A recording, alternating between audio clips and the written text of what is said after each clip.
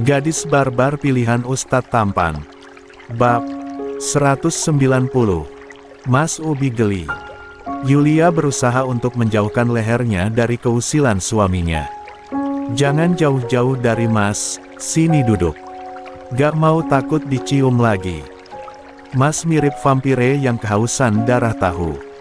Yulia menggerutu sambil mengusap lehernya yang terdapat tanda baru di sana. Ikram tergelak lalu membawa paksa istrinya ke dalam pangkuannya. Mas gak ada kerjaan apa selain ngajar di pesantren? Kafe sama pabrik sepatu gimana? Mas kan harus kembali belajar tentang bisnis yang Mas olah dulu. Ikram menggesekkan wajahnya di leher istrinya lalu memeluknya dengan erat. Kamu kan hari ini lagi sakit sayang, jadinya Mas libur dulu. Cuman ngajar bentar tadi di pesantren. Gak kok, aku gak sakit lagi. Buktinya beberapa jam tadi aku lari loh bawa twins ke dalam. Ya itu kan ketika kamu panik, sayang. Kalau orang yang panik sakit yang dia alami gak bakalan kerasa apapun.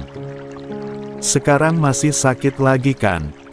Yulia mengangguk jujur. Hari ini tugas Mas jagain si kembar, mendingan kamu tidur sana biar punya tenaga lagi. Ini sudah siang, mereka pun sudah salat zuhur bersama-sama di kamar. Dan kini mereka berada di ruang keluarga. Lihat twins tengah asik menonton animasi muslimah. Yaitu Omar dan Hana di bawah lantai beralasan karpet dengan posisi duduk. Aku malahan sekarang gak ngantuk Mas. Tiba-tiba aku ingin buat kue brownies. Mas mau gak? Boleh sayang, mau Mas bantu. Perempuan yang memakai pakaian sebatas lutut itu menggeleng lalu memberikan ikat rambut pada suaminya. Aku bisa buat sendiri. Mas ikat rambut yang panjangku. Digelung aja soalnya gerah. Naam sayang. Ikram mulai mengikat rambut panjang istrinya dengan lembut, sambil menghirup rambut beraroma vanila itu dalam-dalam. Lalu memberikan cium, kembali pada lehernya. Mas Ubi udah Bisa-bisanya Mas cium aku terus. Yulia mendorong dada bidang suaminya yang hanya memakai kaos putihnya itu lalu pergi sambil mengusap lehernya. Jagain anak-anak ya Mas. Awas kalau mereka nangis. Iya sayang. Jangan lama-lama ya, soalnya Mas gak bisa jauh dari kamu. Kamu kayak Hussein kedua tahu gak Mas? Menunggu istrinya membuat kue, Ikram mendekati si kembar yang duduk begitu tenang di depan layar televisi. Di mana Omar dan Hana tengah menyebutkan nama-nama bulan. Dalam Islam, Ubi ingir, angan halangi. Seru Hasan mengibaskan tangannya saat layar televisi tertutup oleh tubuh sang Ubi. Uni minggir jangan halangi. Ubi angan usil. Kesal Hussein merangkak mendekat lalu menarik kaki Ubinya itu untuk menjauh dari sana dengan wajah kesal. Ikram tidak bisa menahan tawanya lalu memegang tubuh Hussein dan mengangkatnya ke atas. Setelah itu dia merebahkan tubuhnya di karpet berbulu. Menjatuhkan tubuh sang anak di dadanya. Hasan yang melihat keakraban adik dan Ubinya tak terima, dia pun ikut-ikutan merangkak mendekat lalu menepuk dada Ubinya. Hasan mau naik ke atas tubuh Ubi juga Ikram tertawa, suara Hasan benar-benar lucu, mirip seperti serigala yang tengah merengek pada ayahnya. Tapi jangan cakar wajah Ubi ya acan ucen juga. Soalnya wajah Ubi sensitif cakaran, nanti suka membekas dan hilangnya suka lama. Ndak akar Ubi, Anji. Gak cakar Ubi, janji anak pintar. Cium pipi Ubi tampan kalian dong. Mereka berdua mencium pipi Ubinya. Ikram menjadikan tangannya sebagai bantal, menatap dari bawah, di mana kedua anaknya tengah berbicara entah membicarakan apa. Setelah itu mereka sama-sama merebahkan tubuh mereka di dada bidangnya. Sesaat kemudian Ikram harus meringis sebab gigi Hussein yang bagian depan yang sudah tumbuh dua menggigit perutnya. Sedangkan Hasan hanya bisa tertawa sambil bertepuk Tangan. Kalian berdua ini benar-benar mau menyiksa Ubi Hem. Sebagai balasannya Ubi gelitiki kalian. Dan kemudian tawa Hasan dan Hussein pecah saat perut mereka digelitiki oleh Ubinya. Itu. Apalagi Hussein yang sensitif lehernya pun paling kencang tertawa. Tawa mereka terdengar sampai ke dapur. Yulia mendengarnya pun tersenyum kecil. Ternyata suami dinginku ini bisa juga ya buat anak-anak ketawa. Sayang, panggil Ikram mendekat. Loh Mas Ubi di mana anak-anak? Jangan ditinggal, nanti mereka merangkak. Kemana-mana lagi. Nih ada di kedua kaki Mas. Yulia melongo melihat kedua anaknya memeluk kedua kaki suaminya. Ikram bahkan harus menyeret kedua kakinya itu. Bisa-bisanya mereka epet banget sama Mas Ubi. Dia tertawa kecil lalu melanjutkan kegiatannya mengaduk adonan untuk browniesnya. Sana kembali, jangan bawa anak-anak ke dapur, mereka suka berantakin perabotan. Ikram malah tidak mendengar. Kini dia mengangkat kedua anaknya ke atas meja-meja. Lalu memberikan mainan robot agar mereka anteng. Mas mau bantu kamu aja. Gak tega kalau kamu buat brownies sendirian. Kamu kan masih kelelahan sayang. Yulia tersenyum lalu menyuruh suaminya untuk menuangkan adonan kue yang telah jadi kecetakan kue. Mana opennya kok gak ada sayang? Gak pakai open, dikukus aja Mas pakai panci. Noh pancinya udah keluar asap. Ikram mengangguk lalu menuangkan adonan kecetakan kue bentuknya lingkaran. Namun ada juga bentuk hati. Dia iseng mencolek adonannya itu ke hidung istrinya, tentu saja hal itu membuat Yulia kesal. Apa-apaan sih kamu Mas? Hidungku jadi kotor kan? Kamu lucu sayang mirip badut. Disusul tawa dari si kembar yang kini merangkak dan tiba-tiba saja tangan mereka sudah masuk ke dalam adonan. Setelah itu mencipratkannya ke segala arah. Hasan malah langsung mengusapnya ke wajah, seketika wajahnya itu penuh dengan adonan. Tepung di dekatnya pun mereka acak-acak dan kini bukan hanya wajah tapi pakaian mereka pun kotor. Tuh kan apa aku bilang jangan bawa mereka ke dapur Mas. Nanti mereka harus mandi lagi. Gak apa-apa sekalian mandi sore sayang. Yulia merenggut, apalagi saat dia terkena tepung saat si kembar melemparkan ke wajahnya. Anak-anak nakal banget mirip kayak kamu. Iya mirip aku sayang, ucap Ikram mengecup bibir istrinya. Sesaat kemudian dia harus mendapatkan wajahnya penuh dengan adonan saat telapak tangan istrinya yang penuh adonan diletakkan padanya. Hahaha, lihat anak-anak wajah Ubi kalian. Mirip kayak badut Ancol. Ikram bukannya marah malah kembali membalas. Tentu saja Yulia tak terima, bahkan kini melemparkan tepung hingga rambut suaminya jadi putih. Si kembar bertepuk tangan akan pertengkaran kecil dari kedua orang tuanya. Bukankah momen ini benar-benar membahagiakan? Setelah brownies yang mereka buat jadi, mereka berempat pergi ke belakang rumah. Menikmati angin siang yang begitu menyegarkan. Menatap pohon pinus dan kicauan burung adalah pemandangan yang sangat indah. Hasan menunjuk ke atas bukit, dia terus berceloteh tak jelas yang intinya dia ingin pergi ke sana. Nanti kita ke sana ya sayang setelah Emi sama Ubi menghabiskan kue browniesnya. Sayang Hussein kayaknya mau kue, Mas boleh kasih gak? Jangan. Mereka kan baru setahun Mas. Dokter bilang Hasan dan Hussein hanya boleh diberi susu, bubur, biskuit sama buah-buahan aja, selain itu gak boleh. Apalagi kue brownies yang mengandung banyak gula. Ikram mengangguk paham lalu dia menyembunyikan brownies miliknya yang berbentuk lingkaran ke belakang punggungnya. Sedangkan Yulia memakan kue brownies berbentuk hati. Kamu belum bisa makan kue ini Ucen. Susu aja mau. Hussein mengangguk, merentangkan kedua tangannya pada Aminya. Nanti Uchen, Emi lagi makan kue. Bentar ya sayang. Mata Hussein berkaca-kaca, dia ingin nangis membuat Yulia dengan cepat mengangkat tubuh putra keduanya yang gampang menangis itu.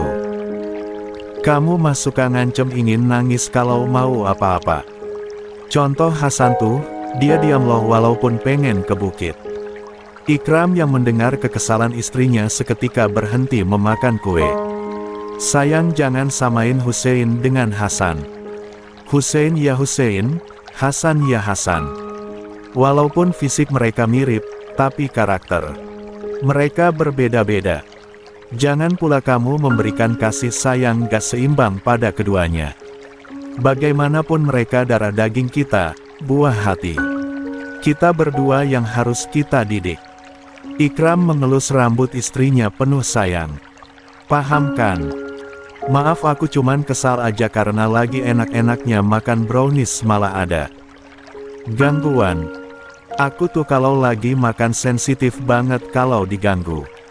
Mas suapin kamu, sekarang selesaikan masalahnya. Yulia mengangguk lalu mengecup pipi Hussein yang memegangi dagunya. Maafin Emi. Ya Uchen. Buka mulut kamu, Mas suapin kuenya. Yulia menurut dan satu suap brownies masuk ke dalam mulutnya. Ah iya Mas hampir lupa. Bisa kamu katakan 5 list keinginan kamu. List ketiga kan kamu ingin Mas azanin si kembar. Yang pertama, kedua, keempat dan kelima apa?